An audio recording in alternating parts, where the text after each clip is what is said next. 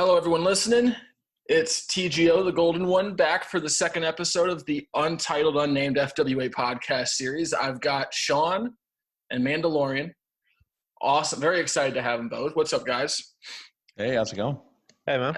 So I think, all right, so the first person was Shawn that said hey. Second person was Man, correct? Yes. Yep. All right. Okay, I'm going to say this. I don't know, and the accent, Shawn lives in Pennsylvania, but like when you jumped on, I was like, there's a little bit of a British accent there almost. Really?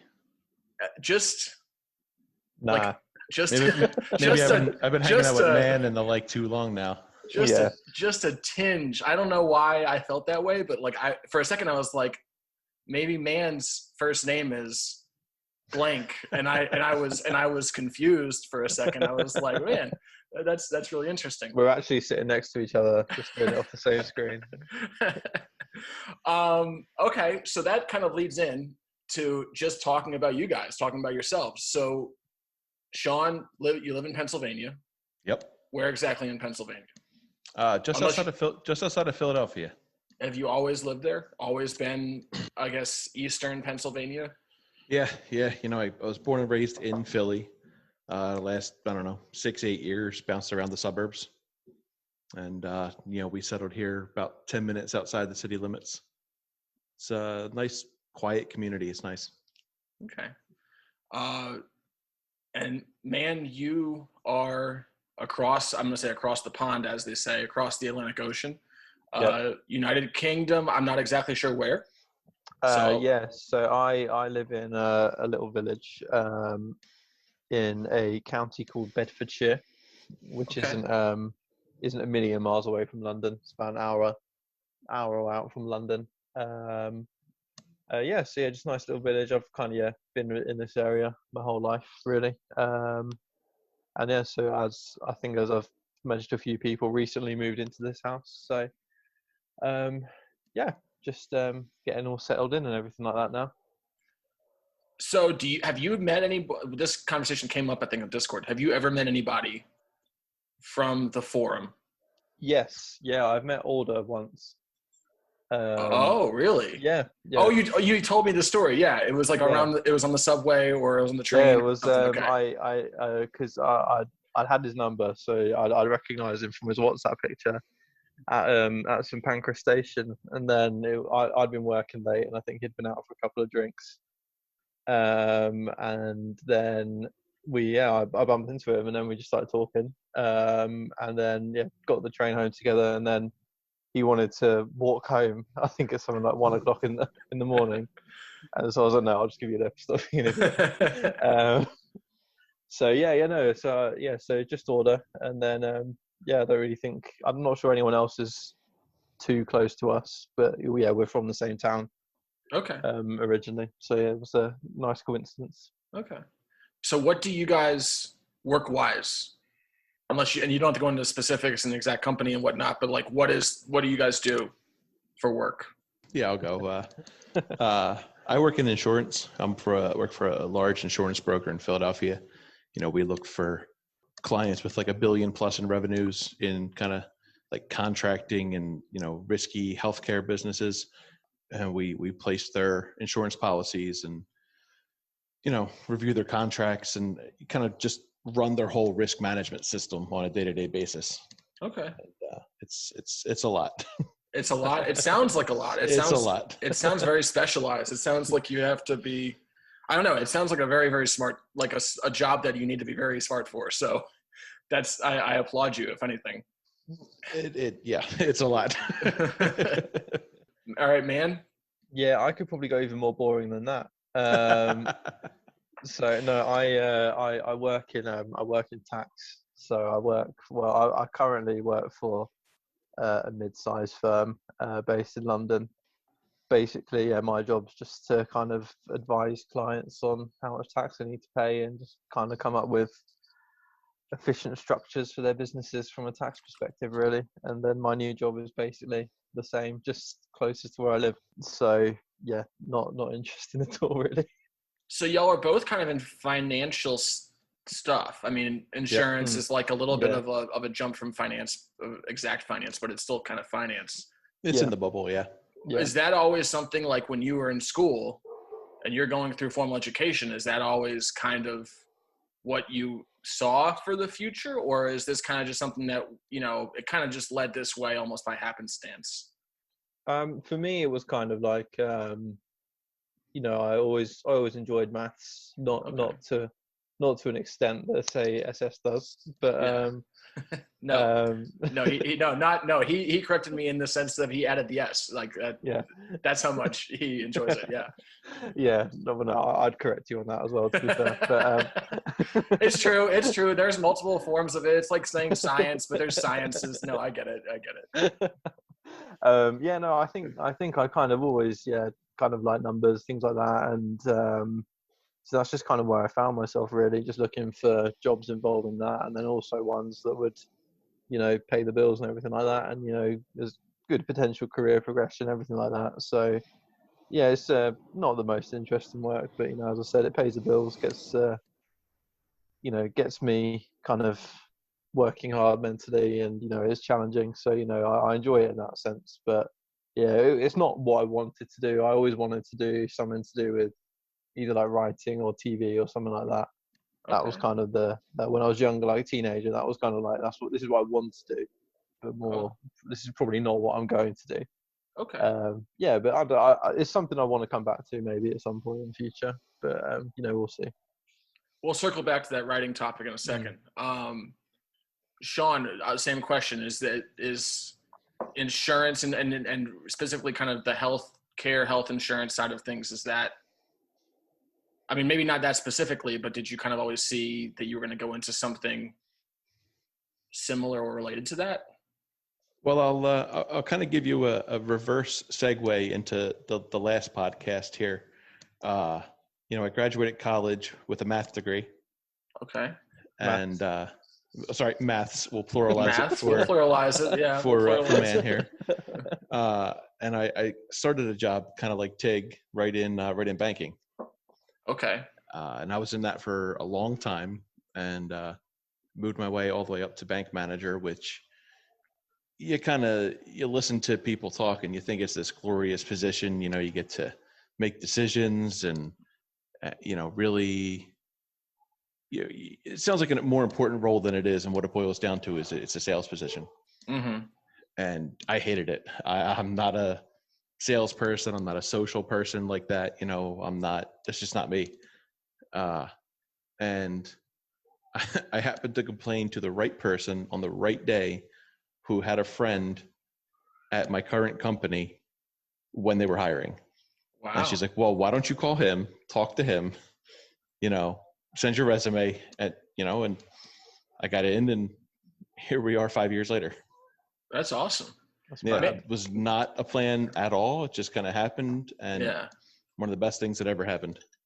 The fact that you said, like, even like Tig, I was working, like, you and Tig have, and we're going to get back to this, of course, you and Tig have so many parallels. It's incredible how many parallels. One thing that you and Tig do not have in common, and man, you guys, both parents, how old were you when you had your first child? How quick when you became a parent? What was it like? I'm about to be a parent, so like this is obviously, very interesting and helpful for me to get this type of, have this type of conversation. But what was that like? I mean, and really the question is, I'm almost going to steal from Avengers Endgame. Did you have any idea what you were doing? One, and did you just kind of learn as you went along? So I was how old was I? I was 24 when we had our little one. So that's young. Yeah, so he's 2.5 now. Because I'm 27 in a couple of weeks. So obviously it was planned, everything like that. So we kind of had an idea what we were getting ourselves into. So we were quite lucky actually that my sister-in-law had just had a baby as well, a few months before ours was due. So kind of there's quite a lot of practice we got there, which was very, very good, to kind of know what we were getting ourselves into, and then obviously how to kind of deal with things, perfect the nappy changing technique, everything like that. Obviously that's, you know, when it's someone else's baby, it's not the same as yours, because obviously you're the one doing all the nights and everything like that. When it's time, I think it's a case of you kind of, it is weird, without sounding kind of too cliche or cringy or anything like that, I think you kind of just know what to do. Because you kind of have to, really. It's kind of what I felt. I mean, because I obviously, you know, yeah, being as young as I was, I did obviously kind of have some of those doubts. You know, would I know what I'm doing? Am I ready for this? All that. But I think I kind of, you know, when he arrived, I kind of just gave myself a bit of a talking to, and then that was kind of it, really. And then kind of just went from there. And obviously, it's still something 2.5 years down the line. I'm still learning as I'm going along as well. But you know, I think just the kind of core paternal instincts are there as soon as they're born already. As soon as you see them for the first time, that's definitely how it felt for me. It was just this instant thing I felt as soon as I saw him for the first time. I hope that happens to me. I'm sure it will, man. And I imagine so. But yeah, I'm still, you know, we're 2 months out and I'm freaking out still. And I imagine that everybody is 2 months, when they're 2 months out, is freaking out. Shawn, just any experiences? I don't know. Anything. You know, I mean, you're absolutely right. You know, the freaking out part, I didn't, how do I phrase this? I wasn't freaking out in terms of, can we keep this thing alive? You know, my freak out was more, what if this kid turns out to be an asshole? You know? Yeah. What if 10, 15, 20 years from now, I realize how badly I fucked up? Yeah. And the more immediate fear was, you know, if she wakes me up at 3 a.m. after I've drank, you know, half a bottle of whiskey or something, how am I getting her to the hospital? You know, right. that was, you know, those were the two big fears. And the second fear, I got lucky in terms of, we woke up in the morning, she's like, all right, I gotta go. And the first fear, you know, someone said to me, and I think it was actually Keith Moon on the click, you know, Keith. Yeah. He said to me, he said, just love them as hard as you can. Do everything you can for them. Be there as often as you can, and they're going to turn out fine. Solid. That's really solid advice. And that's the best thing I can give, you know. If you care, if you take care of them, if you're there for them, for her, then that's all that's going to matter in the long run. Yeah. Any little things, anything you do. You didn't do it. Hey, this helps. This helps a lot, because again, I'm 2 months out. So, and this is first for me, and I've always been kind of fearful of the idea of it, you know, even but when it was never in the plans. So hearing from other dads, recent, like somewhat recent to it dads, that helps. But anyway, away from the personal stuff, going more to the FWA stuff, circle back to what Man said about how when you were in school, you want to be a writer, or at least writing was one of your interests and passions. Yep. What inspired you? And I'm going to ask you first, because you're way more recent to the FWA. Just a bit, yeah. What was your inspiration? And by that, I mean, like, who recruited you? Is this your first time e-fetting? Yeah. So, I mean, for the FWA in particular, I think this was a kind of case of, I think, kind of the last year and a half, I felt kind of I just generally got a bit more involved in things, like, you know, started playing the Mafia games, things like that, you know, getting to know people outside the BTB section, because that's kind of where I've exclusively been since joining WC, really. So kind of getting involved in all that kind of stuff kind of led me to speaking to, like, you know, to Shawn, to Sully, to Tig, to Shake, and I think it's kind of probably a combo of those four that kind of made me think, oh, you know, I'll give this a go. And then obviously I thought I'd dip my toe with, let me just chuck a guy into Ground Zero. So then that's kind of, that's when Chris Peacock was born. And then obviously kind of how that went, and I'm in an R in it. I spoke to Sully quite a lot when Ground Zero was going on, because he was basically like, you know, how far do you want this guy to go? Would you want him to win potentially? and obviously thinking if he does win, I've actually got to commit to this. So I thought, okay, fine, which is why I promoed for the finale for that. So, obviously if he'd have won, I'd have obviously carried it on, and then, within hours of that finale going, that was when I signed up. It's not actually my first EFED, but it's the first one I've done kind of properly. So back on the other place, I won't say the name of it. So that's where I met Jam on that forum. Okay. And so he had kind of started getting into it as well. And I'm talking a good, like, I mean, I think he put a link. He found the old EFED, and I think he put it in the Discord. So we're talking like a good 8-9 years ago. Oh wow. Yeah, because I've known Jam for about 10 years now. Did you bring Jam to the forum? No. I think we both just kind of signed up at separate times. I think. Just a coincidence, yeah. Yeah, and then ended up kind of reconnecting, because I think there was a few years we didn't really speak very often, but then we kind of ended up reconnecting again, which are obviously great. So yeah, no, I did do the EFED, because I think he kind of helped set it up as well on that forum. So he kind of was a favour to him. I thought, okay, fine, I'll give it a go. It A, wasn't for me, and B, I just wasn't very good. My character was basically Tyler Breeze. but English. Oh, Chris Peacock. Yeah, there was no Chris Peacock, no. So I might make him a jobber for FWA. So that was genuinely it. And then I think I did kind of 2 or 3 things, lost every match I was in, and obviously I was younger, so that kind of, that was more of a big deal to me then. I thought, well, I'm quite clearly not very good at this, so I just kind of fucked it off, and then didn't really come back until last year, considering doing it again. Then obviously, signed up, and the rest is, as they say, history.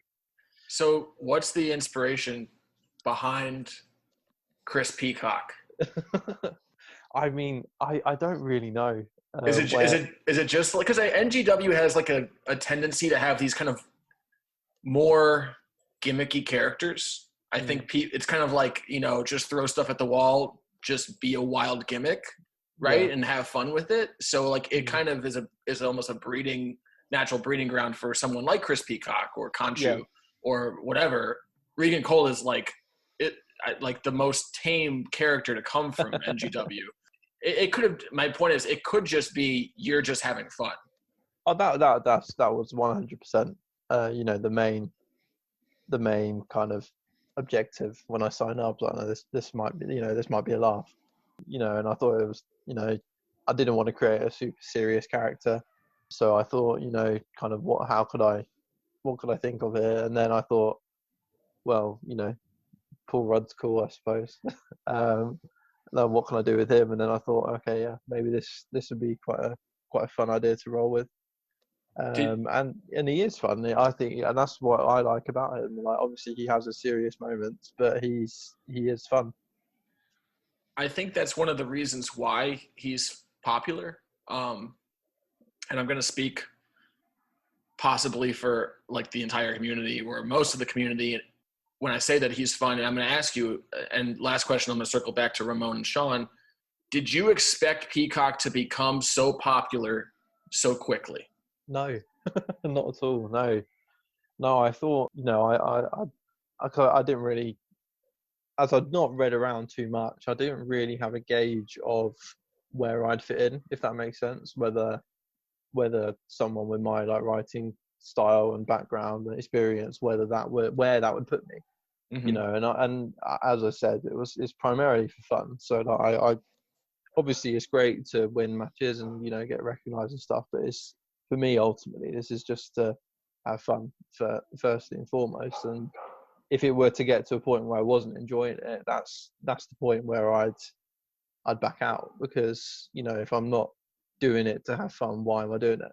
Mm-hmm. So like wins and losses don't really, it's great to win and obviously do well, but that isn't my bag or why I'm here. Okay. And I think I made that pretty clear to the people who I was speaking to at the start, kind of thing, like Shawn and Sully, that if I win, great. If not, I'm not gonna cry about it or bitch about it, because it's not that's A, not me, and B, just kind of not why I'm here. I remember when you lost to Tig, when you lost to Toner in that warehouse match. I remember thinking like, man, I feel bad because the work, like what you did, the output was good enough to win. Just that Tig was like hitting his apex stride at that point. He was, yeah. I mean, So that was right in the middle of him, like, and Shawn out of the park. And Shawn and I have felt it firsthand too. All three of us have felt it firsthand. So with Tig, like just hitting his apex stride and like us being on the losing end of a really good effort. So I remember reaching out to you. I felt bad. I was like, it was the best thing you've ever done, and you lost. Try and find a moral victory, and I'm glad that you have that mentality. Oh yeah. No, if someone does something better, I'm not going to complain that they've won or be too hard on myself, because I think whilst, as I said, I'm here to have fun and stuff, I'm not gonna put out something that I don't think is good, because that's again also part of me. Because then if I don't win, I can at least say to myself, I did try my best and I did do, I didn't half-ass it. Because if you were to half-ass it, A, again, kind of, what's the point of doing it? And B, you shouldn't even expect to have a hope of winning if you're not trying your best. All right, Shawn. I'm gonna circle back. I think it was 2014. Tell me if I'm wrong on these years. Yep. 2014 was when you signed up with Ramon. We came to the forum, like FWA came to the forum at the end of 2013, and it was you with Ramon, it was Tig with Danny Toner, and it was Kaizen with Kaizen. Those three all kind of signed up at around the same time. And if I recall, they were three of the first like new people that we got from switching over. So it was like those three were kind of viewed together a lot. Yeah. For whatever the reason may be. I think it's more just because of timing. Mm-hmm. But I'm going to ask you, and that's just really a history lesson. Or a history lesson for anyone listening, but I'm going to ask you, why did you sign up? What were you always like? Were you on the forum for a long time, and then you saw this new Fed, and you gave us some time and signed up? Like, what inspired that? I'd have to check the dates, but I signed up for WC right before I signed up for FWA. Wow. Maybe you remember the handler of Syn, SYN. Mm-hmm. He and I, before I joined FWA, we did this together for 6 to 8 years at least, across a few different feds. And I had stopped when our old site closed down in like 2010, 2011. I was bored. I had been doing it for 10, 11, 12 years by that point. I was over it. And he reached out to me. I think it might have actually been over like LinkedIn or something. And he's like, hey, I found this new place. I'm trying to get the old gang back together. And I signed up. And at the same time I signed up, the guy who played, and someone could correct me if I'm wrong, I think his character's name was Daryl Digby, around the same time. And he was one of those dark characters. He was a guy we knew from the old place. And three of us came in from the same time. And Syn, his real name was Will. He set up this little, I guess you'd call it a stable. He was talking about, I'm signing up all these recruits, and it was silly, but he enjoyed it. Yeah. And I remember Syn. He did obviously, he didn't stick around in the FWA, but I do remember. I forget the character, but like it was a good character, and he was a good writer. He was. His problem, he was a great writer. He's fantastic. His big issue was he didn't have the ability to let anything kind of sit and simmer. He had that Vince Russo mindset of, I have an idea, now it needs to be done in 10 minutes. Mm-hmm. And it burned him in promos. It burned him in, show writing at old feds we were in. It burned him it burned our story, I think, my opinion personally, when we signed up here, from, it was, I'd have to look back, but it was like 2 months from, hey, we're signing up as best friends, to, hey, here's this empty arena, we're trying to kill each other match. Mm-hmm. And great guy. We're still friends to this day, but that was the big thing with him. So what was the inspiration for Ramon? It's got this like Detroit rocker, Detroit rock and roll star, long hair, sunglasses, leather jacket, rock, like those, the leather black pants, basically from the 80s, just a rock and roll star from the 80s. What's the inspiration for that character? I wish I had a great story, but I don't. Our old place, it was a very it was called G-Fed, and okay. it was all extremely, let's say FWA is like driving a manual transmission. It was an automatic transmission. Okay. You'd post your promo, and the community voted on it, and when the mod clicked publish, it would automatically generate shows, and the winners were determined by community voting. Whoever out of 5 stars, whoever scored higher, they were your winners.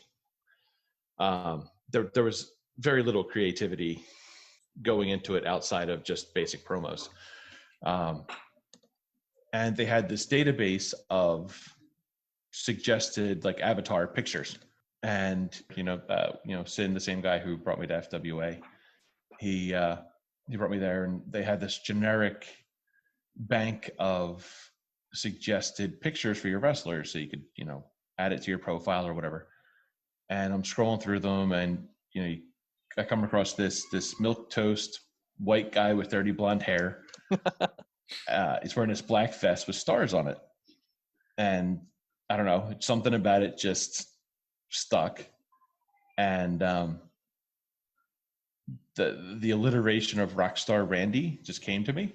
Mm-hmm. And Sin actually gave me the Ramon, and I felt a little weird because Razor Ramon, but I don't think of Razor. I think of the Ramones.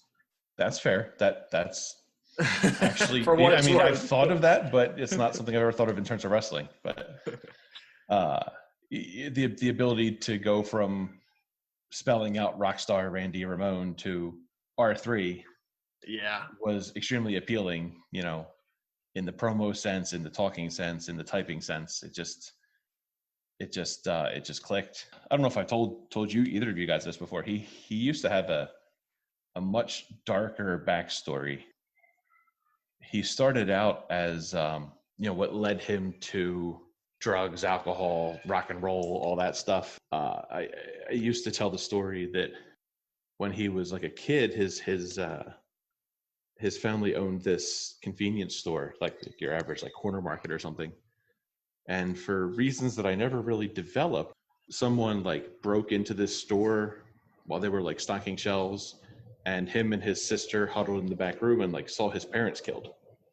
Oh, wow. Like in the store in front of them. And I don't know whatever led me to that. I couldn't tell you what trauma I was going through at the time, I guess. But like that was his backstory, and that was the thing that made you care about him. But that got dropped pretty quick because you can only do so much with the Batman story. Mm-hmm. And so a lot of my early promos were that, and music-based things, kind of like Chris Peacock now, and took a little while. Good. No, I think if anything, I think it's easy. Like if you're scrolling through these kind of these base picks, and you see this, I don't know, I just feel like who doesn't want to be a rock star? Yeah. Like it's just so easy to kind of gravitate and resonate with this guy and this lifestyle. And I think if anything, Ramon in the last year has been maybe a little bit more tame than what he was from what I remember in his first run. Because I think in the last year, like he's with Golden, and that's just like they're focused, right? But like I remember from like 2014, 2015, 2016, like Ramon was in promos, like he was kind of a basket case of problems, and in a good way, like in a fun like way as a writer for you. Like you could have done you were able to do a lot of different fun stuff and comedic stuff with Ramon. Because he kind of had that ability to kind of just go off on the lamb. and go off on the wind and just do whatever. And I think he still has that to an extent, you know, like our promo for the Toners, Yeah. you know, where Golden goes to put on a song and, you know, next thing you know, Golden's seeing rainbows. Yeah. You know, and I don't want to give too much away now for, you know, when we talk later about the first run versus this run. Yeah. But, you know, I think a big part of that is Golden is, you know, as much as he's helping Golden to have fun and see things differently, Golden's doing the same thing to him and helping him look at things more seriously and develop and see, you know, kind of here's what I need to do. You know, I can't be this goofball anymore. Yeah. Well, there's a focus, and that focus can kind of be the driving force towards, like, I can win the world championship. I can do any, like in kayfabe, we're talking in kayfabe, right? But like I can win any title I want. I'm good enough to win any title I want. Right. I don't know if Ramon ever had that driven, you know, tunnel vision focus before. No, he absolutely didn't. Not in FWA. No, he didn't. Yeah, which is cool. It's cool to see that kind of that development. And switching over to Peacock, for you, man, one of the things that you did in your Carnal Contendership promo, you kind of did a similar, like, he gets roofied or he gets, you know, he takes a pill by accident, whatever. And I'm going to reiterate something that SS said. I'm reading your promo and I'm like, this is fun. It's a fun promo, but like, man, there's a lot of stuff going on.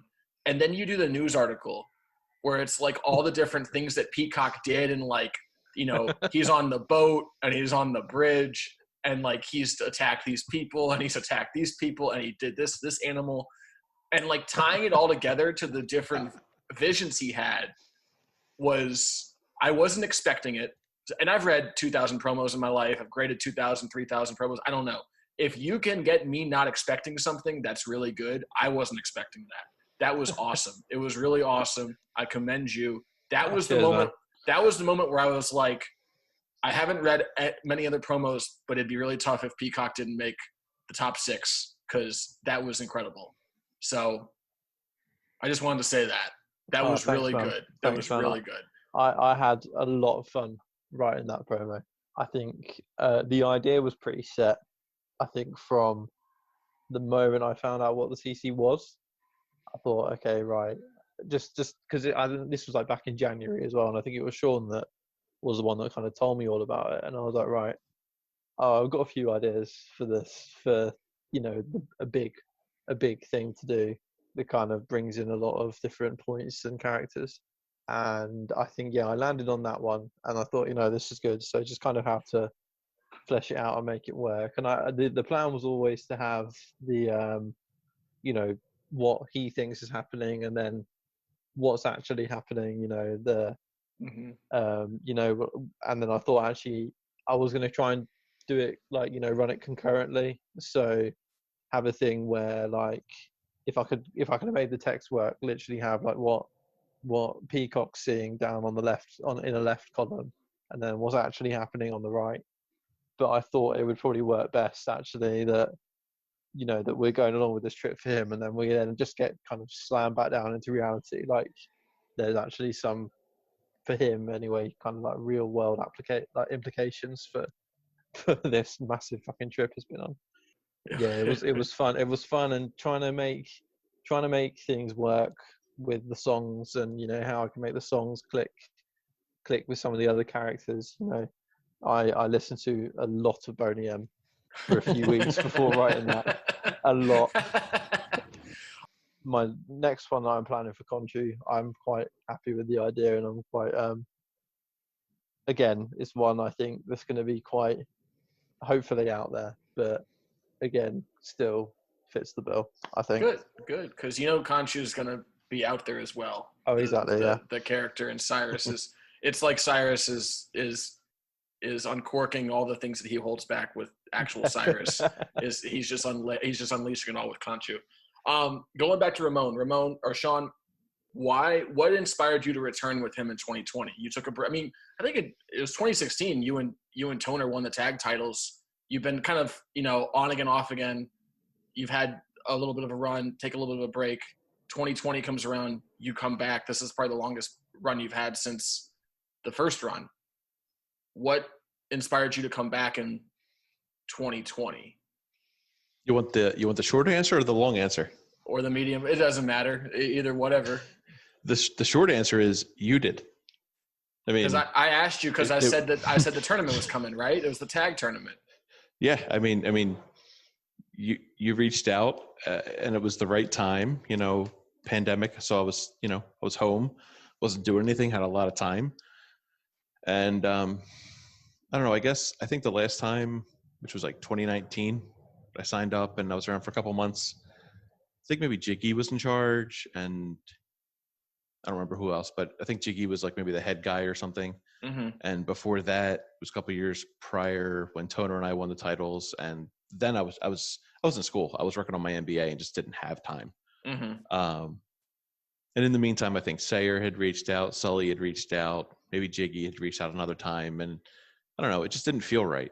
I don't know. And then you reached out, and I just had I don't know. I'm going to give you the credit. I just had a good feeling and figured. Well, what's the worst that happens? I do 1 or 2 matches and I'm done, Right. I mean, and I think so Ramon was, for, whether this is correct or not correct, he always was most successful in a tag team.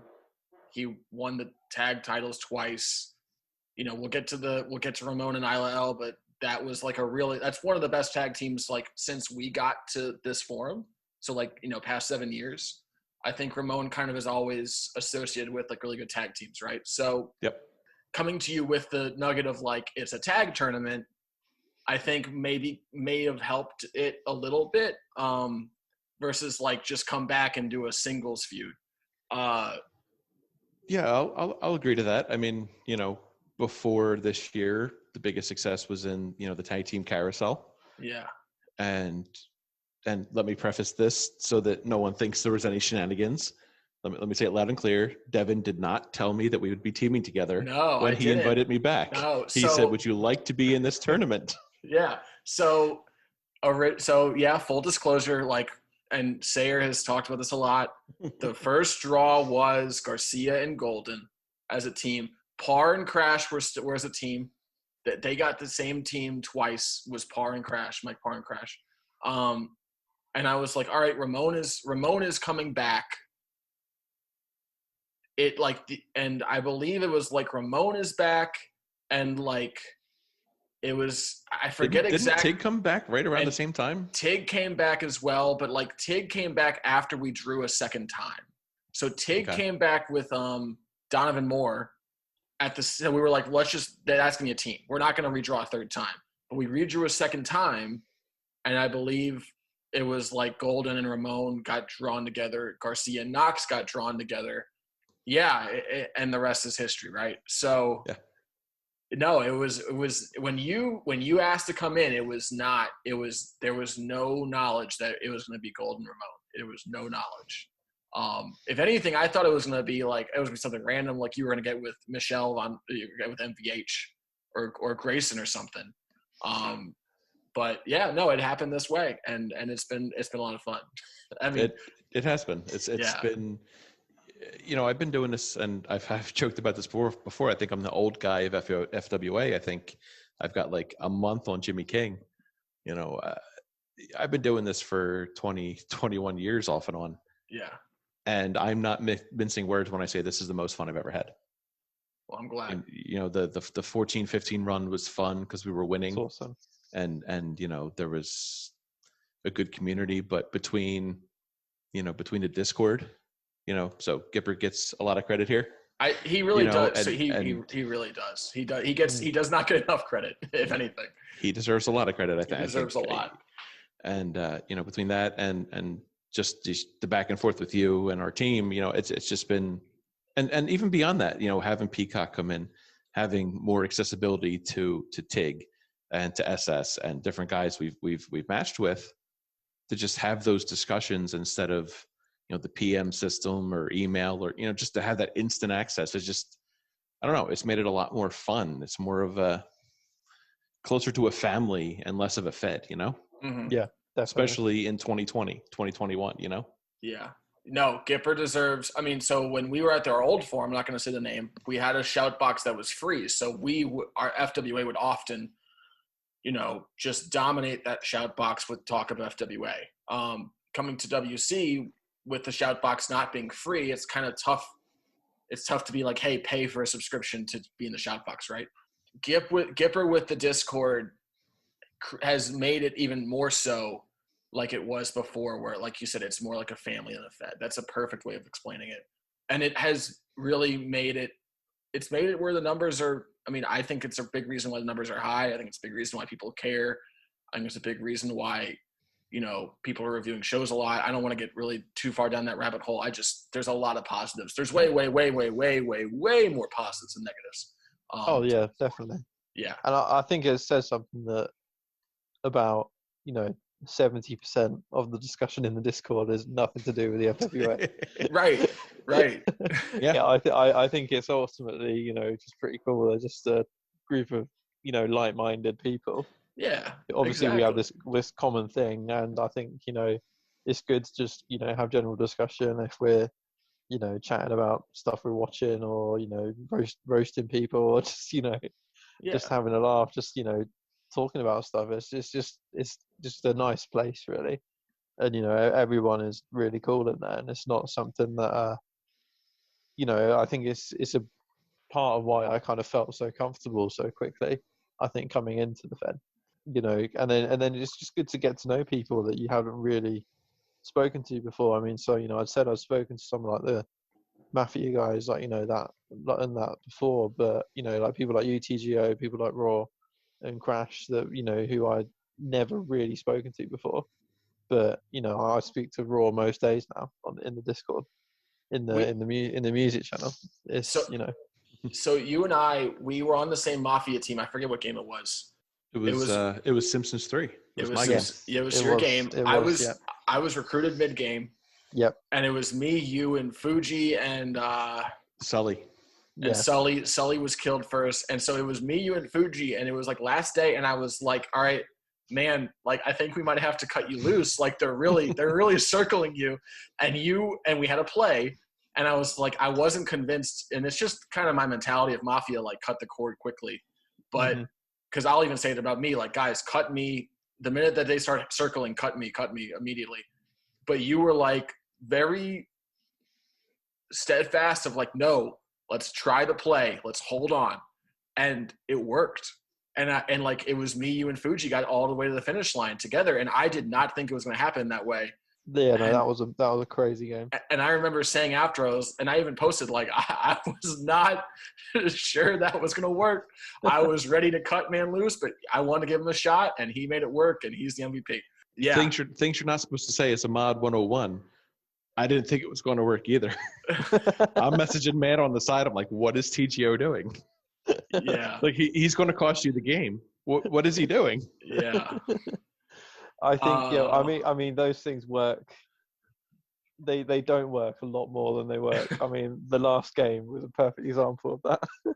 I mean, I'm not sure if you're paying attention to TGO, but like, me, SSA, and Dustin had this perfect plan. Got wrecked, and then it just all fell apart. We just got swept because we'd all showed our hand. Right. No, it's like one of those. A lot of times the play is like all or nothing in Mafia. A lot of times the play is all or nothing. So yeah, you either win with a sweep or you lose with a sweep. And when the play's there, I mean, Shawn will know this as well, because I've been in Mafia chats with him enough times that where that play is there and it's ready to go, I am like, no, let's do this fucking play. Yeah, have fun. And that's the thing. And if it blows up in your face, it blows up in your face. Yeah. But it's still it's fun. It's fun because when it does work, like as we were discussing, we mentioned it earlier, Shawn. We were messaging about the Save the Forum game where we did sweep. Where we did sweep as Mafia, and then the play did work then, and it was absolutely beautiful.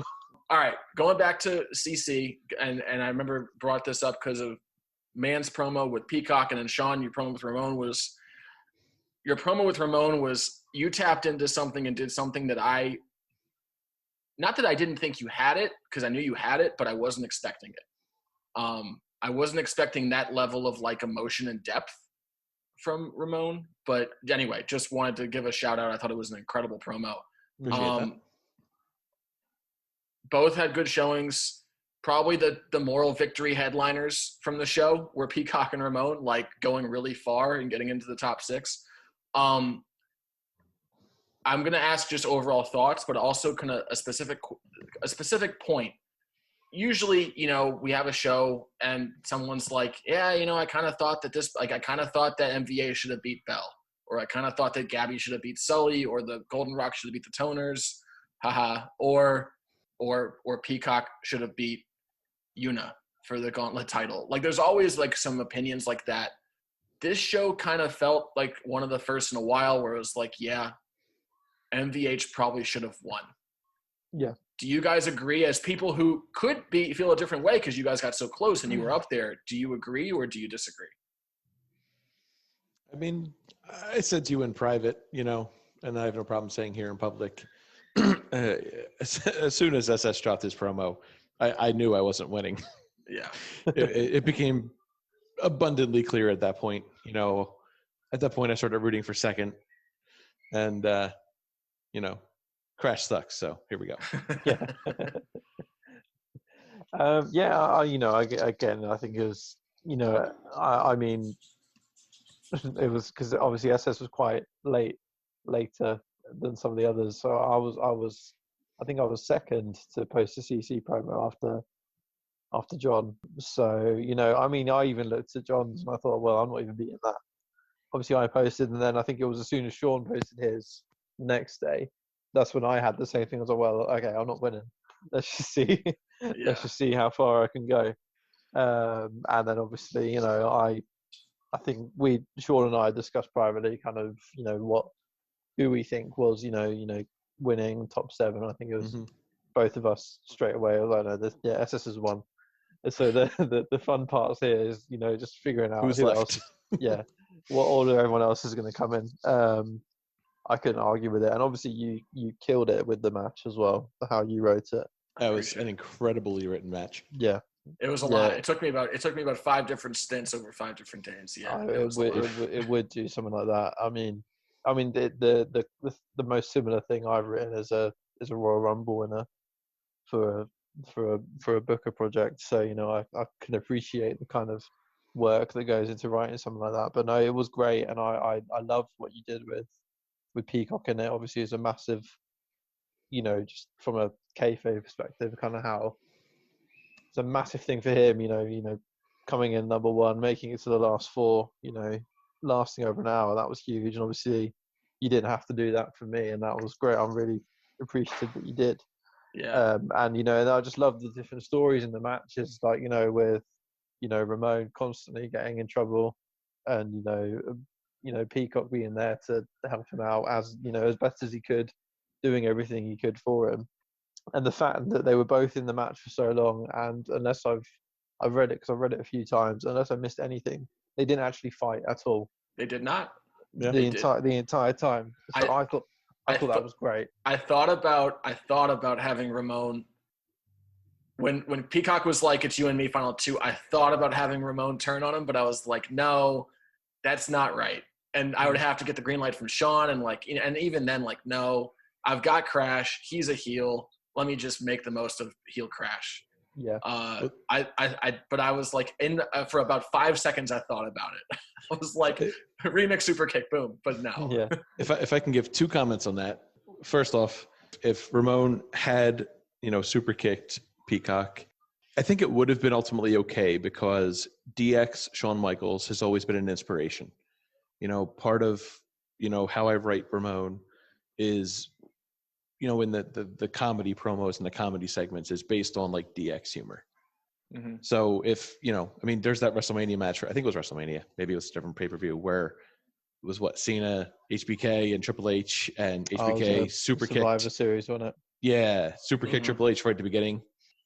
I don't think it would have harmed the friendship at all if you went that way. I think it would have been fine. The second point I wanted to make is I actually said to Man earlier when we were both rereading the CC, which was totally his inspiration. I had no indications of doing so and had to keep up. If Crash's CC promo, I felt, tried to spin him as, a sympathetic subject, not a heel. Mm-hmm. But he turns around and eliminates Peacock, who had been in the match for over an hour. And then he didn't eliminate Ramon, but Ramon trying to eliminate Crash is what got Ramon eliminated. So in my mind, the reader, if Crash wasn't a heel going into that match, he is after the fact. Yeah. Yeah. And I think I loved that you put a line in about, I think it was just after he eliminates Peacock, and everyone starts booing. Obviously, as definitely I think would happen. Oh yeah. And Crash is like, he's thinking in his head, oh, I'm just trying to win this match, but these people hate me. Yeah. And and I thought that was such a great touch, and again plays off what he'd done in his promo as well. So again, that's major props to you for including that really small detail that actually has a massive implication for Crash as well, and obviously and for him as well. Because the easy thing for him to do with that whole reveal, obviously, yeah, he's a heel, but let's not pretend it's not. But he's quite a reluctant one, and I think that's how he's trying to write it. That's how I'm seeing it. He's not coming out straight away and saying, fuck the fans, fuck you all, which is great. And I think it's different as well. That he's not kind of, going from black to white. It's, it's the shades of grey. So I think I'm interested to see where they go with all that. I am too. And it's such a, I think that Wolfie, the SJW, could probably just do like the straight up heel, but like it fits his, to me, from what I know about him, it fits his character to kind of be a heel, but also not want to be a heel, but still kind of end up being a heel just because he's trying to win. Like just almost like not a misfortune, but like wrong place, wrong time kind of, that it just kind of compounds on itself. And so like him kind of feeding into that, it just kind of feels like that's him. It feels like it's kind of SJW. Like if he ever did anything wrong, I wouldn't, I would never be like, oh, he was doing something or like mean-spirited. No, it's just like that. He's wrong place, wrong time. Like he's heart of gold. He's too sweet to do something mean on purpose. Right. So like him writing that, Raw's poisoning his mind. Right, exactly. And it's true. And that's how it's going to play out. Alistair's probably going to be poisoning Crash's mind. It's going to be a good dynamic, I think, for them. Definitely. I could ask like what your favorite parts of FWA are. And I know there's a lot. I'll ask this one first. If you could change something in the FWA, what would you change? I'll let the new mod go first. Oh no. The thing is, I'm not really, and I don't feel like I'm in a position to kind of, coming in, only a few months being into the thing, obviously, being a mod now, obviously it's, I do have a bit of a voice now, but I wouldn't really say there's too much that I would change really. Because I'm in a way still kind of feeling my way around it. So, it's like if, you'd just anything in life, if you're new to something, you wouldn't immediately just come in and try and rock the boat. For me, I think, without going too much into kind of what me and SS are going to be trying to do, kind of, we're wanting to kind of be quite, and not that the existing guys aren't, we wanted to be kind of, very, very collaborative, very, approachable, trying to get, give everyone as much opportunity to kind of, include themselves and involve themselves as much as they want. So, we won't reveal it yet, but we've got quite a good idea for shows that will definitely, get at least one person quite a lot of exposure every week in the shows when we do start writing them. And then what I'm kind of wanting to do as well is, kind of think of, a bit more kind of out of the box stories, try and give a bit of narrative to some of the feuds and, angles and stuff that, that I'd be happy writing with the blessings of the handlers. So, that kind of stuff. Not to make it a BTV, but to kind of, that's in a way, because that's just how I'm used to approaching things, just to kind of approach it from that point of view. So I think that's kind of where, just because I'm so fresh to it, and I've had so much experience doing other similar things, is where that I think we can hopefully stand out, if that makes any sense. Mm-hmm. No, for sure. No, 100%. That definitely makes sense. Yeah. Shawn, anything that you would change? I don't know that it's so much of a change, more as I don't know. I'll just say it. And this is in no way intended in any negative way towards SS or Man or any of the above. But I guess from where I sit, I question the need for a second brand. Okay. I respect the decision, and I think Man and SS will do an incredible job with it. But I don't know. I guess I look at the promo threads, and I feel like some weeks, we have 12 to 15 promos, and that doesn't feel like, to me, enough to have a full second brand consistently every week that's going to have more than, I don't know. I don't know. I guess what I want to say is, if everybody is promoing, if Grimm's involved with Humanity, and Blaine is, promoting all his characters, and the new guy, these new signups are all involved, I guess it makes sense. But I guess I worry about spreading ourselves thin, where we end up with 6 to 8 promos for one show. Mm-hmm. I don't know. That just doesn't feel like a lot to me. It doesn't feel strong to me.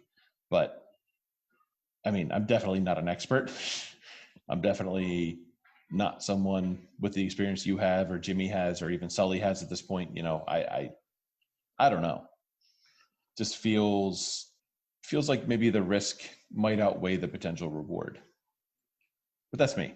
So to talk about number of promos, I think one of the things that we see, and like Tig brought this up, Tig brought that exact point up. Like, sometimes I look at the promo thread and there's like 10 promos. Do we really need 2 brands? Because the roster is big enough, and because the roster is so big that, like, if we booked every single person, we'd have like 12 matches. We oftentimes have people sit out of the promo, out of a card, or out of the results, and that in itself will reduce the number of promos for a show, like, automatically, because someone's just not booked.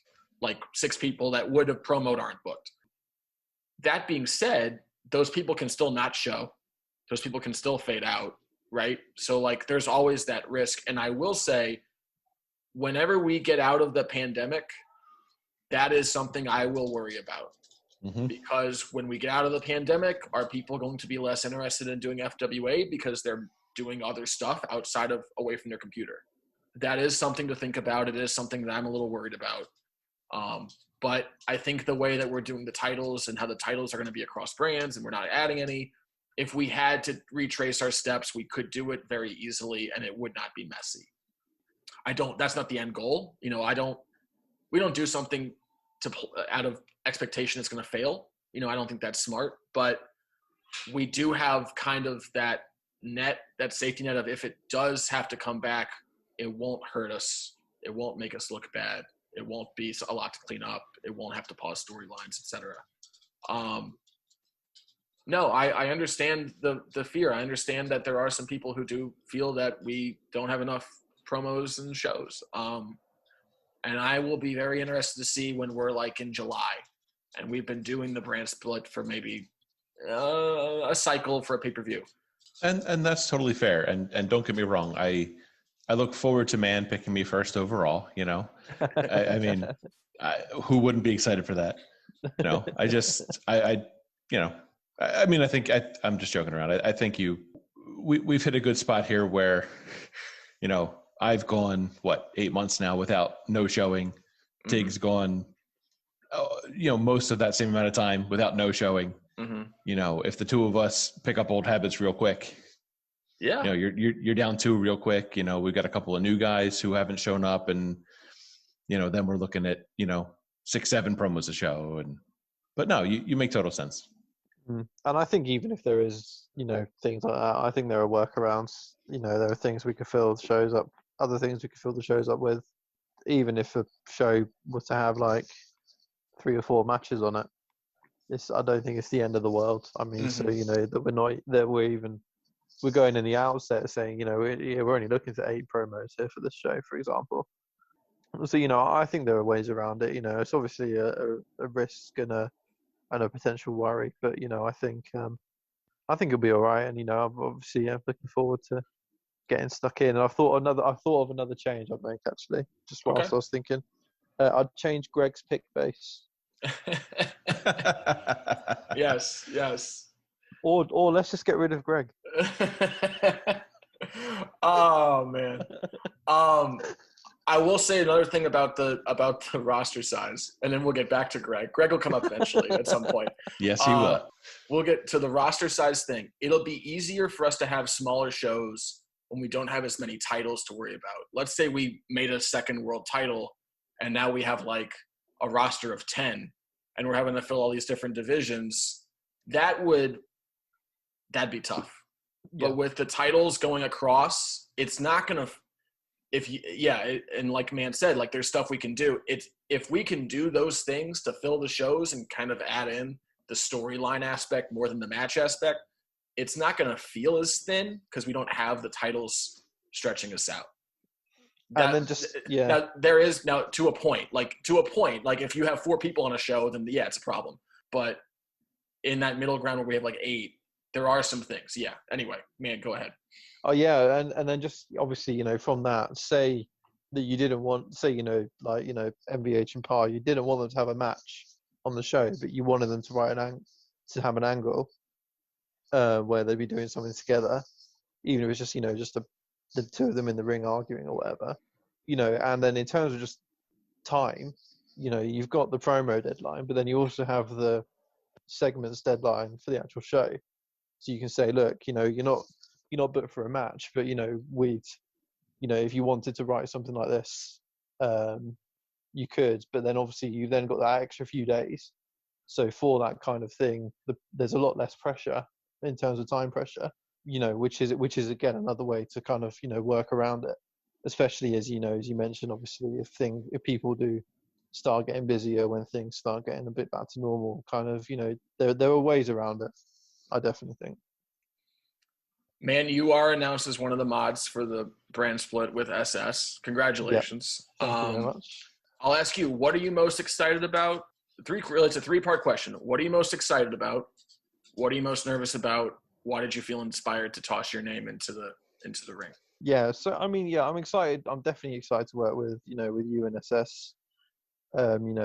Obviously, you're both two of the best that and who kind of know the most about what's going on. So I know definitely initially anyway, there's going to be a lot of learning that I'll need to be doing, and getting involved. I'm just looking forward to getting involved, working with as many people as I can, really. The people that we the stuff I kind of touched on before, trying to make things a bit different, make things a bit interesting, try and apply my skill set, which is the booking stuff. That's my background, if you want to put it that way.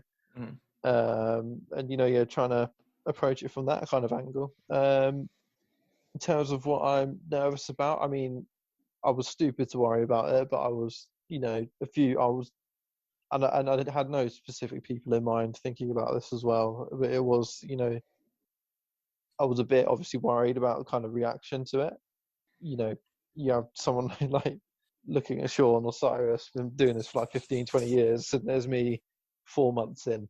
So I was thinking it might knock a few noses out of joint, but obviously it's not been like that, and everyone's been really cool.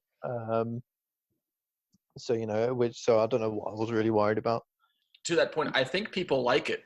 If anything, I think people think it's refreshing to have someone this new to the Fed be a mod. That's a guess. I don't know. I've never heard that. I don't know that for sure, but I would guess that people might find it refreshing. No, I'll agree with that. I mean, Man is someone who hasn't seen, the stories we've told and the feuds that have happened, and it's a completely, totally fresh set of eyes. I think it's fantastic. As you know, TGO, I didn't really put my name in that. That was Sully. Yeah, it really was. Sully deserves the credit for recruiting you and asking you. I mean, yeah. So the first it was kind of mentioned to me was he said to me, and I'm talking genuinely about probably about 6 weeks ago. He said to me, hypothetically, is it would you consider being a mod? And I was like, yeah, hypothetically, obviously, if I was okay, to, that I'd be sure I'd be able to commit the time and everything like that, because I wouldn't want to kind of let people down, leave people in the lurch or anything like that. I was like, yeah, cool, that's fine. And then I just happened to, I was speaking to SS about something, and then SS said to me, he mentioned that, because I know he'd been kind of, tapped up and locked in for a while. Mm-hmm. He mentioned, here you're one of the potential people that's been my partner. I was like, what? and he was like, he said, I was speaking to TGO and everything like that. And that's when I went out to you, TGO, and I went, basically SS kind of said, well, I think you should do it if they do ask you for it. And that's when I said to you, I said, look, I've spoken to Sully in a purely hypothetical situation, but that's when I then said to you, I think, I'll throw my hat in if it's, something you guys were thinking about. And, as I said to you about a million times whilst we were, it was all being finalized that, if you decided to go a different way, I wasn't going to cry about it. But the whole main reason of, so new, I wasn't expecting it anyway. So yeah, obviously, very happy again to have been considered. And then, credit goes to Sully for kind of, coming up with the idea and, selling me really. I will say SS came to me and did say, I heard Man is being considered. I think we would work really well together. That's another thing as well, how, I think we would work well because I think our skills complement each other. Because he's a machine. He's a machine in terms of his output and how he can do things. And and as I was honest with him as well, my main concern was, I don't want to be in a position where, I've got to do X, Y, and Z by a certain date, and I'm just like, I just don't have any time. And and he's been very, very kind, clear. And he was like, look, just as long as I wouldn't take the piss with him, obviously, but he's happy to help out in that respect. And then my focus can be kind of thinking of stuff to do, and and ideas for the show. So we've already got a couple of things we're pretty set on that we've been discussing, and that we're hopefully going to be announcing soon, in the next week or so. We're working with Shake Meltzer, so so yeah, that's something to look out for. So I think that's answered the 3-part question. No, that's thank you for the... I feel like Tig how much I'm going on. No, you don't. No, I love it. That it's the backbone of a podcast is people talking. Shawn, I'm gonna do a question I actually threw on you like right before we started recording. Put on your mod hat. We're going into the draft. You have the first pick, hypothetically. You're the mod. You're running the new brand. This is for Shawn because Man cannot give away the secrets.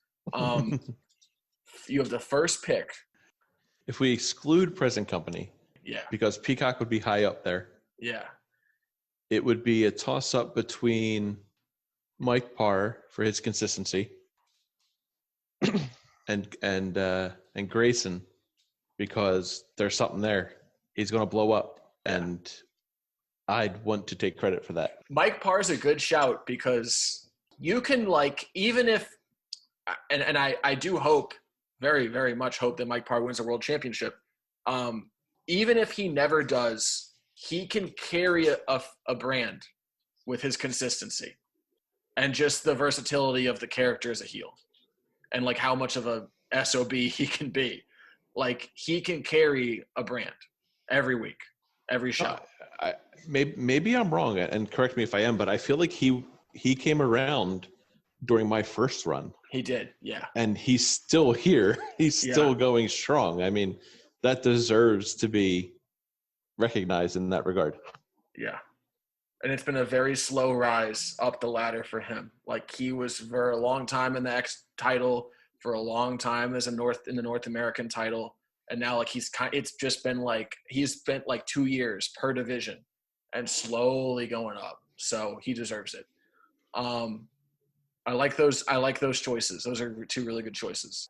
Man, the question that I forgot about it when we were talking before, and I was going to throw it at you at last second and surprise you with it. All right. Put on your mod hat.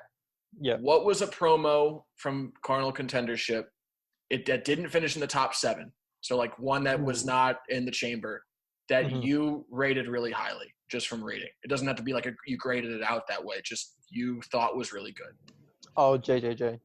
Okay. Yeah. A lot of people feel that way. Yeah. No, I mean, obviously everyone who did get in deserved it, but he was on one of the. I did think he was getting in it, just because of the creativity stuff and and just how well John writes the character. Mm-hmm. So I mean it's something we'll touch on later, but JJJ is like by far my favorite character in the whole Fed. And again, it was a really, really good promo, and I think he kind of he did set the bar really by posting so early with something so good, and a lot, and I think as I said when he posted, I think I was probably about halfway through mine. I was thinking, well, I'm not beating that. Yeah, no, I think that's probably my answer for that. I think that, and then I'm just trying to remember. Then Summers was really good as well, from what I'm remembering. I'm trying to remember who did finish top 7 now. Before I say someone who already did. Fine. Yeah. Summers was good, and Grayson's was strong as well. So I think it was such a strong field. I think all round, everyone who promoted for it did a good job. Yeah. And Lizzie Rose as well, AON. That was a really good promo as well. It was a good promo. It was. I'll just leave it at that. It was a really good promo. And that's the thing, and you think, half of the entrance, the kind of storied entrance as well, and you just kind of think, what happened if Golden was actually promoing and Toner, and and if Aleister Black was able to get his in, just how different it could have been, and how much stronger the field would have been as well. So I think it was a really, really, really strong batch, and everyone can be happy with what they did really. Shawn, this is a question. I think this is probably the question I look forward to asking the most. Multiple sprints in the tag division. Compare, and you've already talked about how like this last 8, 9 months, 10 months, whatever, has been like your favorite of the 20 plus years you've been doing e-fetting. But like, how is this different? Does it feel similar to when you were with Isla L? And really, like, I think that the Ramon Isla L, like, you have a soft spot so much for Eel and Isla L from that, and we can talk about Eel as a member of the FWA and the forum and all that stuff. There's a lot to unpack there. But you have a soft spot for that character, for the handler, a lot of it probably based on that run. So, like, how would you kind of go about dissecting that? No, you framed that properly. There is a lot to unpack there. Eel gets a bad rep because he liked to troll. He liked to mess with everybody and do whatever he could to get a reaction. And Man was not around. I don't think he never really got exposed. Let me say this: Eel was not in trouble for anything with the Isla L character. It was his other characters. Mm-hmm. So passion. Yeah, really, it was passion. Isla L was a dream. Isla L was awesome. Amazing. Yeah. So it was the other characters that, let's just leave it at that. Okay. Yeah. Anyway, sorry to interrupt you, Shawn. Go ahead. No, you're good. I'd like to first speak to Eel, the person, the handler. We came together as a team during it was a rough part of my life. I don't want to get into details here, but I wasn't my best self at that time. And the tag team carousel put us together, and it gave me someone to talk to, and Eel was always willing to listen. He was understanding. I don't know if I go so far as to say he gave good advice, but it was more, he was a shoulder, and he was always there, and he helped me through a lot of stuff, whether he knows it or not. If by some weird chance he's listening to this, I hope he knows how much that time meant to me as a person and a tag team partner. In terms of and maybe I'm realizing now that maybe I said it wrong. I've always pronounced it Ayla because I took away the L from Layla. Yeah, maybe you could be right. You could. I don't know how to pronounce most of the characters' names. You could be right. So I'm going to say Ayla, knowing I may be wrong. But yeah, the team between Randy and Ayla was the primary difference was, Eel and I would write our own promos and then figure out how to link them up. It was, I'll do my thing, you do yours, and we'll throw 500 words in the middle to connect them somehow. Mm-hmm. Whereas, you and I, our toners promo, the Black Parade promo, we were talking almost a month in advance, like, hey, here's the talk points, here's the general story, here's how we're going to lay this out. And it was, how can we flow this together to stand out more than Tig's connected promo? That's the big difference to me is going from two separate promos, and how do we connect them to the creativity of almost like writing the same promo twice but different. Or Groundhog Day. Yep. I think Groundhog Day is a good example of that. The Freaky Friday one. Exactly. Yeah. So you tell me, Golden Rock seems, the characters have fun, but they do seem a little bit more serious, and that might just be the Golden character because he's just like an old guy who's going to retire and about to have a kid. Versus Ramon and let's go Ayla L. I'm probably pronounce it the right way this time. I don't know. It seemed like I don't know. Did that team seem like it was like they had more fun as someone who was in both? Like even in the promos, the segments, whatever. I don't know. I'm trying to remember exactly back to those exact promos and segments, but no, I think if you go back and skim the promos from me and Ayla and versus us, it could be flipped. Yeah, it could be flipped. I think Randy and Devin have more legitimate fun than Randy and Ayla ever had. I think, like I said, I think it was more, she was pushing him to, she was more like my wife will laugh, she was more like a Chinese mother. Yeah. She wanted the best out of him. She pushed him and she wanted the best. Whereas Devin's like closer to, hey, you want to do good? Cool. You don't? Hey, we're having fun anyway. Yeah. Okay. Man, does this conversation make you want to get Peacock into a tag team? That's the thing. I mean, it kind of touches on a bit similar to what Shawn kind of said earlier, like, doing too much too soon.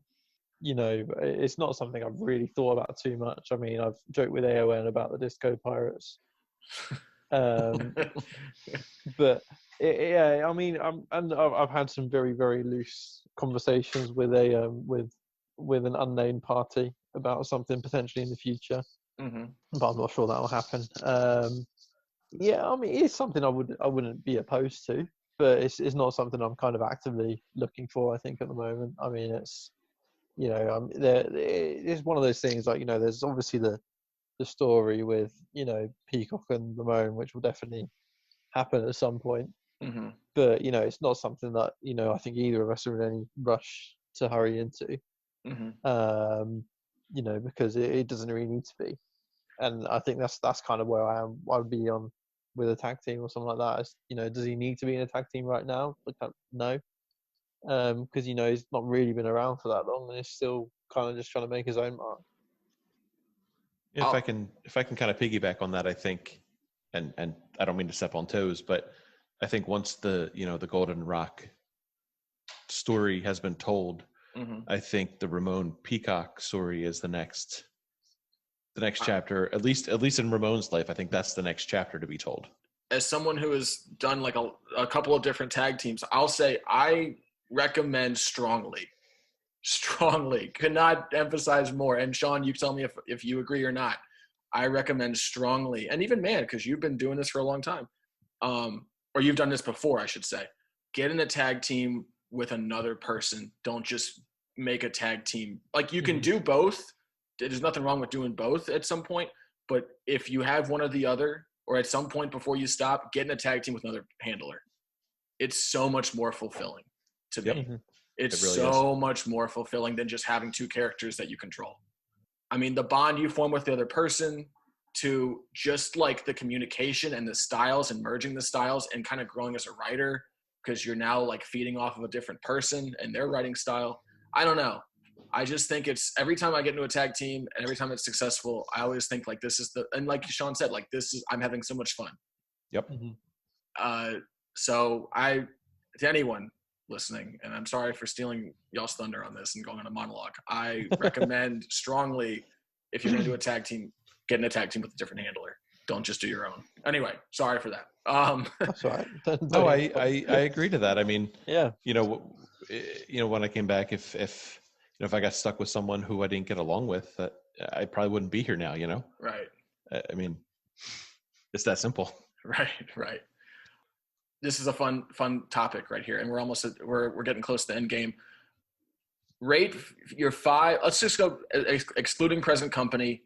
5 favorite characters, and then 5 favorite handlers or writers, I should say. And either one of you can start. Right. Yeah. So I mean, I already said JJJ's number 1 characters, and then I mean, you're saying excluding present company, but it's annoying because Golden and Ramon would be in my top 5. Yeah. I'd say Then you've got Crash, Conchu, Yuna. I'd say probably Sully. I mean, you could tell by my character, I like the more out there kind of stuff. The more far-fetched characters, the more larger than life characters. So that's why those kind of characters appeal to me more, really. And I enjoy, those are the kind of promos I enjoy reading. I mean, I enjoy reading everything I read, but I like those kind of characters because they can be quite wacky. Even though Sully is this awesome world champion guy and everything like that, like he can still find himself in some quite out there situations. And I like the characters. That's what I've always liked in wrestling. I like the characters, and I like them when they're out there and things like that. And then if we're looking at writers, again, annoyingly having to exclude present company. So yeah, SS obviously again. You've got SS, and then I'll probably put Sully in there as well. Cyrus, rounding out. I'd put Jam in there. Probably Prod as well for par. I think, yeah. But then, I think that just kind of stands to, I could quite easily do a top 10 and include even more because, the standard is really good. Yeah, it's probably a well-known fact at this point. I think I've said it enough times that I have a very short attention span, and I don't read a lot of things that I don't produce, or my partner doesn't produce, or my opponent doesn't produce. And I know you said exclude present company, but Chris Peacock to me is the only exception to the rule that I have to read that every week. Man has done such a tremendous job since he showed up with his writing that I'll drop everything. He drops the promo and I drop everything to read it. So that's number 1 on the character block for me. Other characters, I look at this more from I don't know. I chose to look at it more from a where they're going perspective than a where they are now perspective. And the stories I'm most interested after Chris Peacock, Reek and Cole, I think there's a good chance he gets his first win this week, and where he goes from there. Kipper's a talented writer. He's a great person, and I'm really excited to see where he is 6 months from now. Mm-hmm. Same with Dan Maskell and Shade, if I'm saying that right. Yeah. Mm-hmm. And then the same again with Grayson. I think one of these days, Jam's going to get a match with somebody. He's going to slap them in the face, and they're not going to realize it was coming. And obviously, we can't forget the GOAT, Greg. Who doesn't look forward to a Greg promo? And now that I popped AON out of his seat, one of the best bits going right now in the last few weeks is Greg. Well, the best thing about it is when we're playing the phone game, we're just putting Greg into all sorts of really shitty situations. But if AON ever decide to recommit to Belle, she would easily be top 2 or 3 for me. Belle's awesome. The promo that he wrote for her at Mile High was one of the best promos I ever read, and I told him that, and I'll say that here, it was incredible. I thought it was amazing. Yeah. As far as handlers go, I'm kind of going to wimp out here, and I think it's amazing how our handlers and the BTB section and the Mafia section have kind of almost just become one. Mm-hmm. If you look at BTB and Mafia who don't FWA, it's kind of just Wolf Beast at this point. Mm-hmm. If you look at FWA who don't do the other things, it's like AON and RAR. And, and there's only a couple of guys who BTB who don't do the other things. And I think that's incredible. And maybe that sounds like a wimpy answer, but I love everybody. And that right there is your public service announcement. AON, RAR, Wolf Beast. This is your crossover. Mafia, FWA. This is where it happens. Say your top 5. You're making me look like a dickhead. All right. Well, all right. Tig's easy. Tig's one. I gotta say Tig. I didn't even say Tig. You gotta.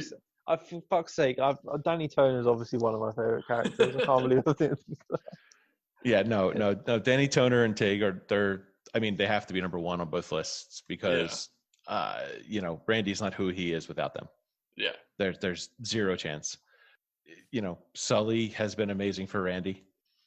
With that open challenge we did a few months ago, that was, Sully's been great for Randy, and that the few instances where they interacted kind of gave me the confidence going into the CC that, hey, here's a story, we can build on this, and here we go.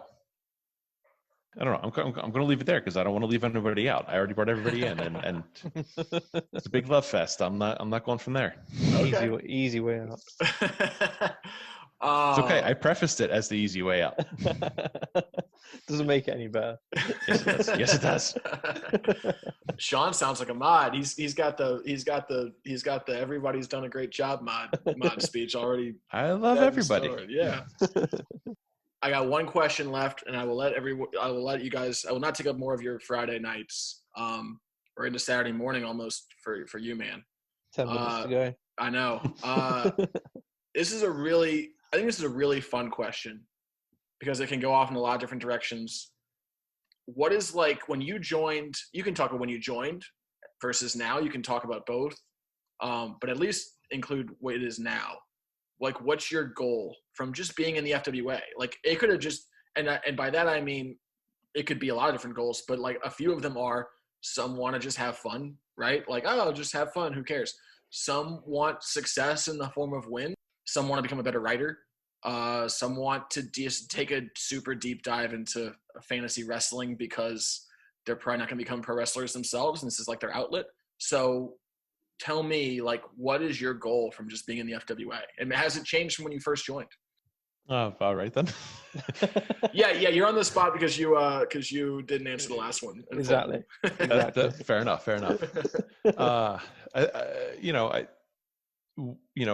If I can break this up, when I started way back, 7 years ago, there was no goal. It was fun. hang out, friends. It was just that. When I came back in 2019, it was similar. I wanted to rewrite what had happened, the whole disappearing act, but there was no goal. But now, as a 3-time going on 4-time tag team champion,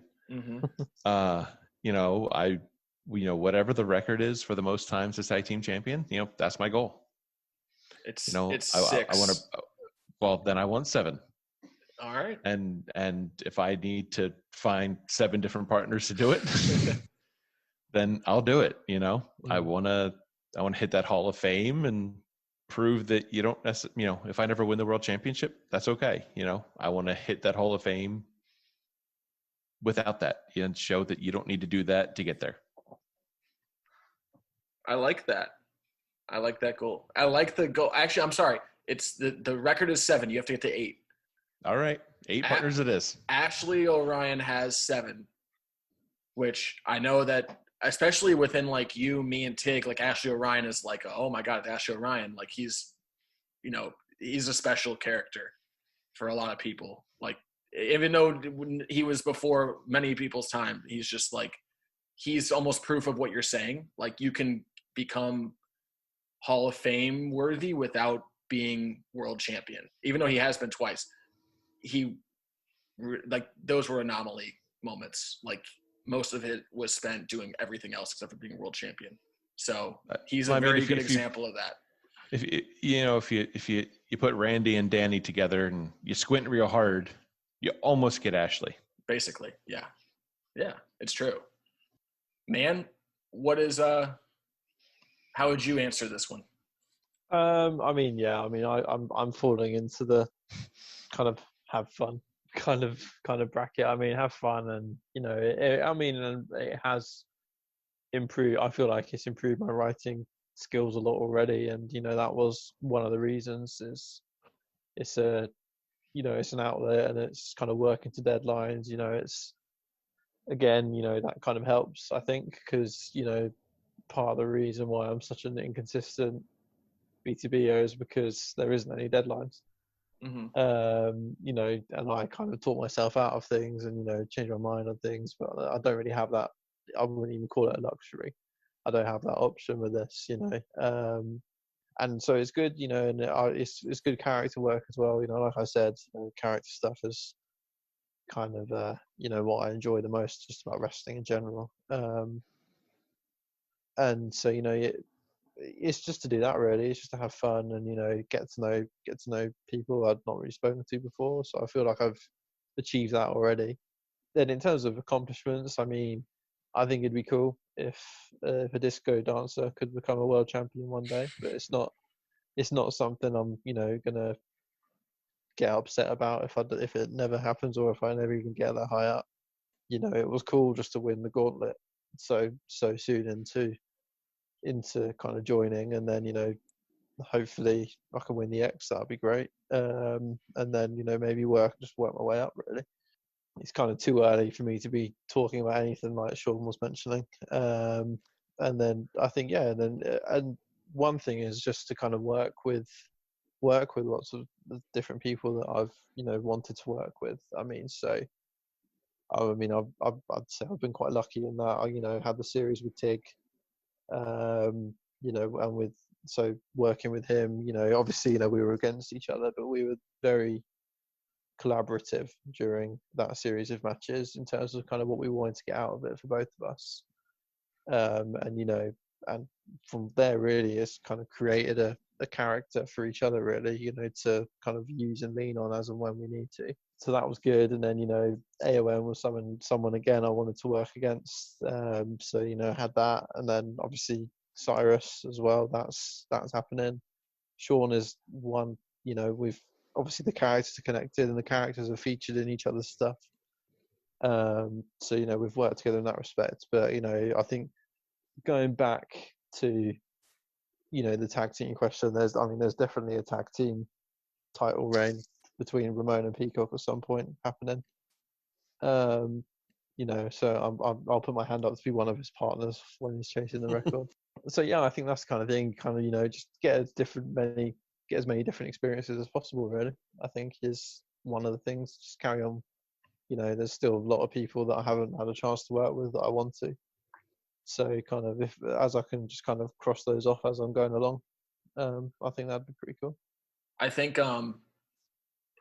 when you mentioned you've become a better writer, and you also mentioned like you are looking forward to working with a lot of people. I think from being a mod, so this is something kind of a unique experience that you're going to get that not everyone gets. From being a mod, one of the things that I think, I mean, it's obvious, but I don't think you come into the FWA expecting this. You're going to become way better at managing people. And it's something that like you can't put on your resume, but it is going to help. It helps in the real world. It just does. I don't know how to explain it, but like it just does. So I know I put this on my CV. Yeah. Well, it's what got me my new job. Like I've been doing this for so long. My wife one time even said, like, depending on the job, maybe you mention this in your cover letter. And I was like, I don't know. It's a risk. Like they might laugh me out the building. But like for the right person, the right job, it might stick. I don't know. But it's such a niche, whatever the word is. But it really like there is real tangible benefit from the management side of being a mod. I can see that. Guys, thank y'all for doing this. That's all right, man. Thanks for having us. Yeah, no, thank you. Yeah, this was fun. I'm glad to keep this going. I'm glad the first one got a lot of positive feedback. So, and I right after I got that one done, I was like, I know two people. I know exactly who I want to do with the next one with. It was you two, specifically because I had an idea with the CC match right up. Like, all right, these two are going to go far. There's a connection. Like, Man's going to be the next mod. Like, Shawn and I are like, we're, Golden Rock and the tag. There's just a lot of threads and stories to tie in from. And the fact that you guys worked really well, man. You guys gave me 2 hours of your time, so I appreciate that. To talk about something like FWA and e-fetting. Well, guys, thank y'all so much again for the last thank you. And we will do this again. Yeah, definitely. Yeah. So again, anyone listening, thank y'all for listening. This is TGO, Man, Shawn, and here with the second episode, wrapping up the second episode of the Untitled FWA podcast. I think that should be its name. The Untitled FWA podcast. Yeah. All right. Man has named it, and that's how we'll end it tonight. All right. Second. Yeah. All right, later, guys.